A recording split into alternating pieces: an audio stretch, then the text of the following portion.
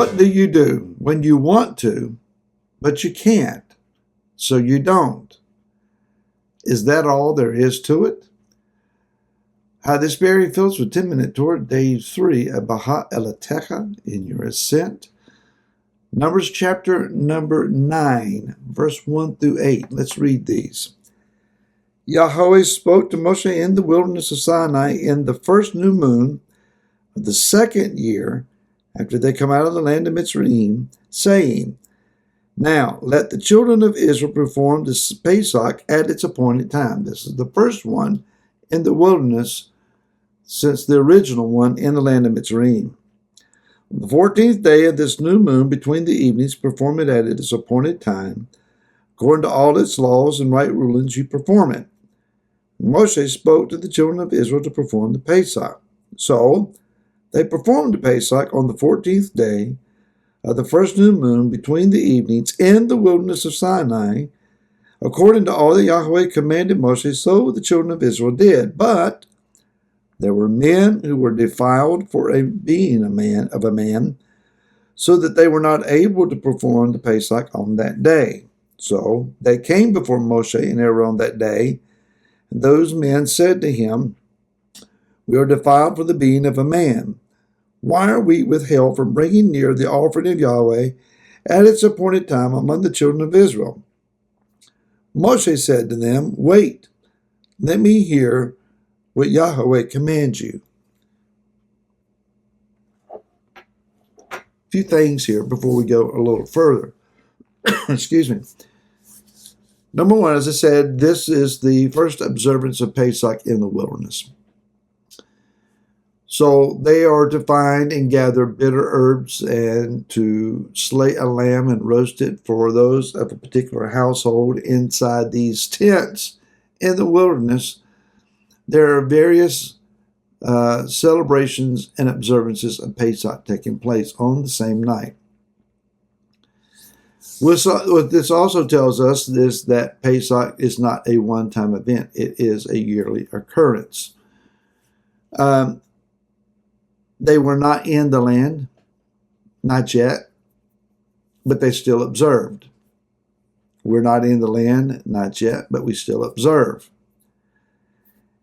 There were those then that said, we can't because of ritual defilement. One rabbinical line of thought says that these were the men that were carrying the sarcophagus of Joseph. Remember, Joseph said, You will bring up my bones from here. So the bones of Joseph were being transported, and eventually they were buried in Shechem, in the modern city of Nablus, a Palestinian-held city, Palestinian as they are so called. And he actually was taken to the land and buried there. If these men are defiled by transporting the sarcophagus, they're doing what is prophesied and said to be correct, but it defiles them. Well, what about us, they're asking.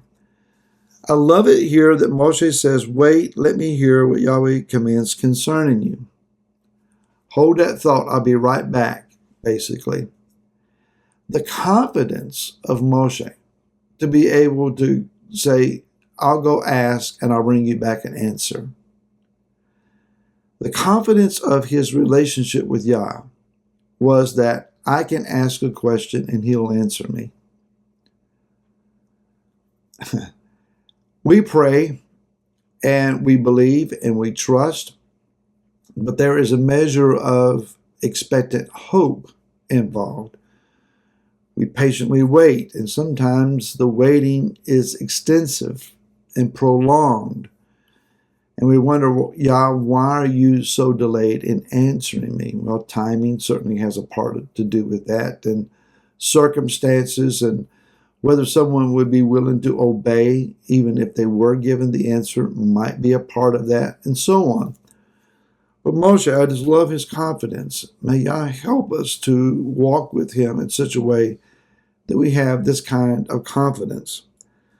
But the instructions were, okay, you're not clean now, but if you will then change your circumstances, maybe hand off the sarcophagus, if indeed that was the case, to another party to continue on while you make yourself clean, then in 30 days from the original intended night, you may observe with the same observances.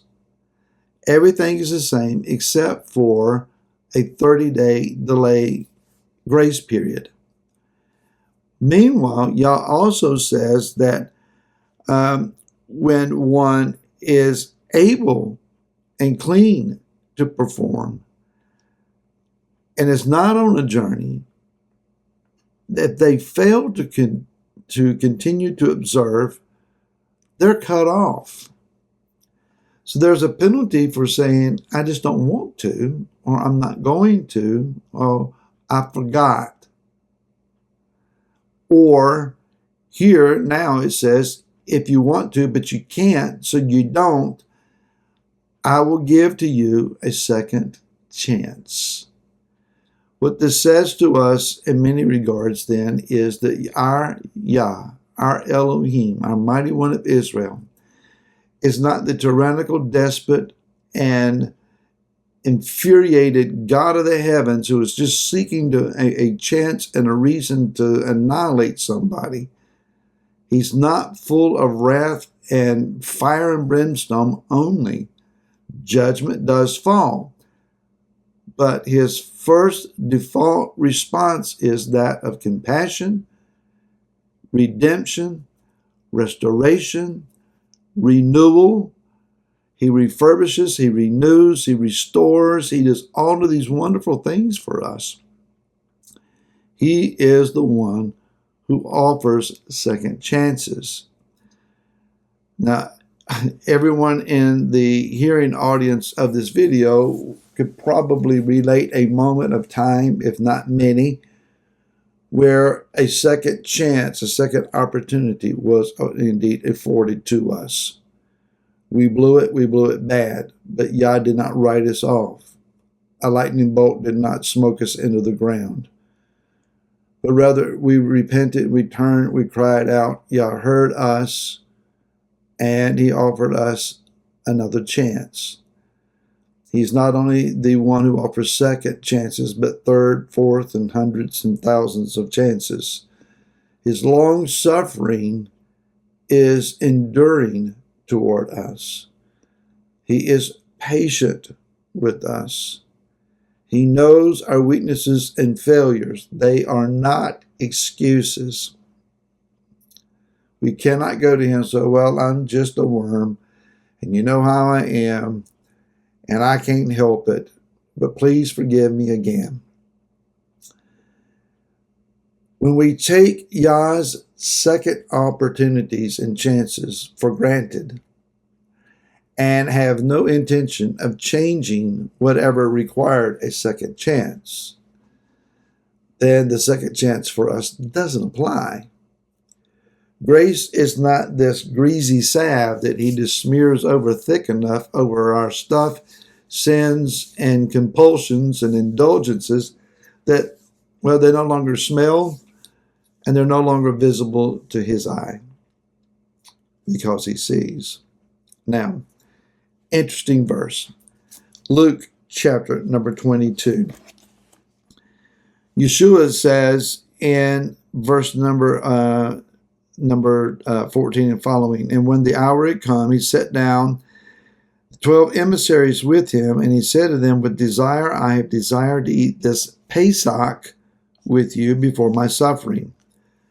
For I say to you, I shall certainly not eat of it again until it is filled in the reign of Elohim.